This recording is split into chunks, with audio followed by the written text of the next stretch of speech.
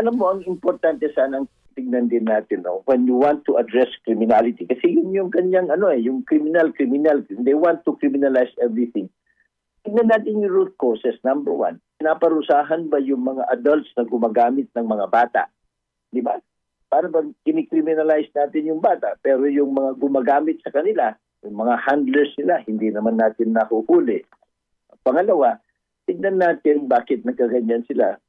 Malinaw yung social studies, psychological studies, na kung yung pamilya, komunidad, mahirap, abandon or abuse yung mga bata, hindi nakapag-aral, may cultural o kaya economic disadvantages, that hinders their ability to discern what is right and wrong. Kung minsan nga, yung nakikita nila, dahil nga sa dysfunction ang ating lipunan, nakikita nila, narinig sa news, yung mga krimen, yung mga hindi nahuhuli, yung mga napapatawad.